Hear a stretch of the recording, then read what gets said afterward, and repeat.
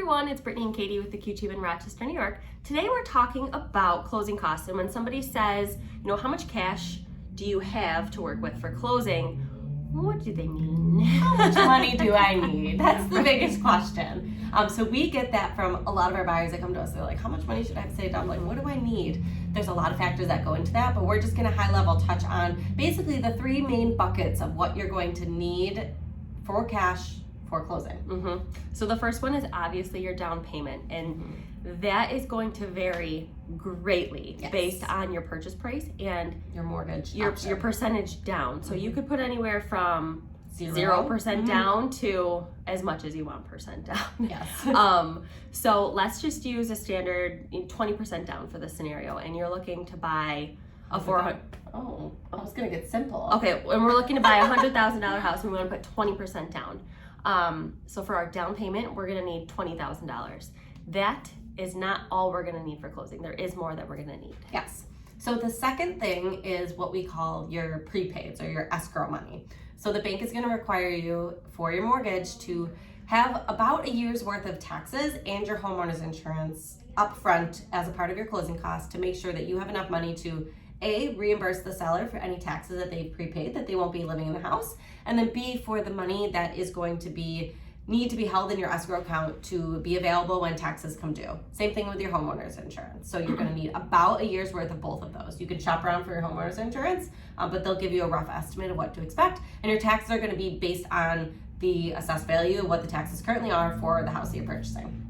And then the third is closing fees that are fees incurred by the bank. So what the lender will do is they'll calculate those, they'll add them to your prepaids, and then they'll add that to your down payment. So those three chunks in grand total is what you're gonna need in total for closing. Yep. So they calculate that amount, and that's not including if you were to have any sort of extra help, if you had a lender credit or a grant or some sort of concession or something like that. We're not seeing a ton of those in this market the way that it is right now, but in a typical market you might have some things that are available to you to offset some of those costs.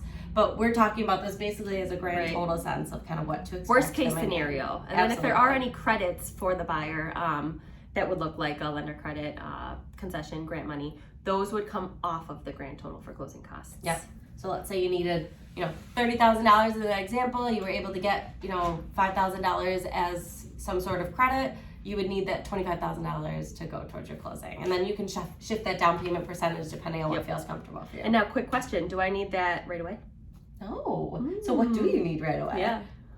Oh, I was like, you were going to answer that. You got it. So you do not need all of that money right away. What you're going to need, I'm going to call it like upfront. So when you have an offer accepted, you're going to have 2 days to get the listing office a good faith deposit, and that amount varies. Depends on what you put in the offer. In this situation, let's call it $5,000. We put in our offer that we'll give a $5,000 good faith deposit.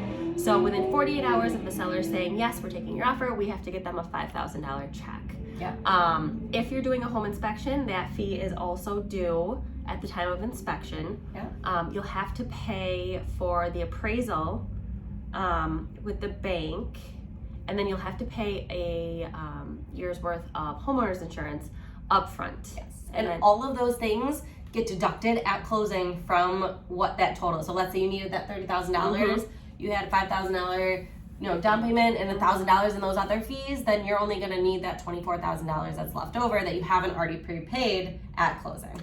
So yes, that's all due at closing. So you don't need all 30 grand in that account right now. So if you're getting gifted money, or if you're going to be taking money from a 401k, or a tax return, it's as long as you can source where the money's coming from and you know that you're going to be able to take it, then we can start the pre-approval process and start shopping. Totally. So reach out to us. We can go through all those numbers specifically for your specific budget or what you're looking for, all your different mortgage options, and make sure that you have a clear picture and feel comfortable.